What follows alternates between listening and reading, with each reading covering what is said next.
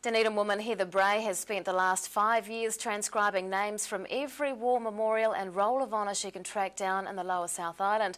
The project goes beyond just the recording of names and is set to become part of next year's World War I centenary. Heather joins us tonight with all the details. Good evening. Good evening. Tell us about your project. What I'm trying to do is track down every war memorial and every honour board in Otago and Southland. Now, there's nothing unique in that. Lots of people locally have done their own war memorial or honour board. But what is unique about what the Dunedin Family History Group is doing is we're cross-referencing them. So we can pick up somebody on one honour board in, say, Dunedin, and then we can find them on a war memorial in Invercargill. What we've done is we've gone through the ones in the public arena, and that's been easy to do. But now we're trying to track down the ones that when schools, lodges, churches have closed, what's happened to their honour boards?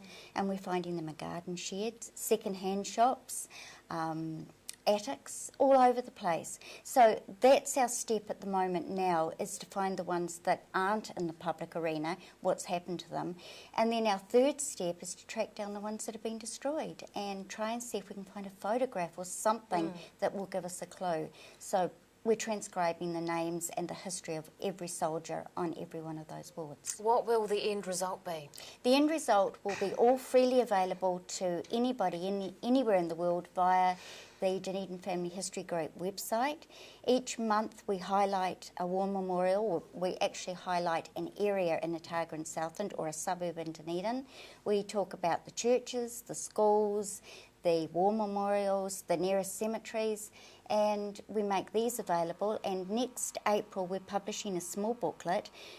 We've looked at the Invercargill cenotaph, which is one of the biggest in the country, and we've cross-referenced that to the rest of Otago and Southland, and we're going to make that available to the public as stage one. The full website will probably be about 2-3 years away. Now, you've been doing this for 5 years. Yes. Why did you start? I love cemeteries, I love war memorials, I love the history about them. My family can't go out for a ride without we drive past, and we have to stop and we have to photograph it. And it's become more and more important, particularly since the Christchurch earthquake, because a lot of their war memorials have been destroyed. And you can replace them with a modern one, but it's not the same as the original. So I started photographing them, thinking that I could put photographs into a collection of the war memorials, but then I started looking at them and it was very hard to read them. A lot of them are losing their lettering and they're fading and they're wearing and they've been subject to vandalism. We were going back, and my mother and I have done the bulk of it. Mum's my biggest checker, and we would have to work out, is that brown C or is it a G? And once you started working out the names, well, what about the history behind them? And it just snowballed and I can't stop. Tell us about one of the more interesting stories you've come across. Oh, there's been lots of interesting stories. There's been some gentlemen that I found him, as I was telling you previously, on 9 war memorials all around the area, you know, and you keep thinking, why is he there? Yes, he went to North East Valley School. Yes, he went to Otago Boys High School. But why was he suddenly at Five Forks in North Otago? Researched his family history and showed that his grandparents lived there. That was his only association. But it's interesting researching that. It sounds absolutely fascinating. We look forward to the finished product. Thank you. Heather Bray, thanks very much for your time. Right, thank you.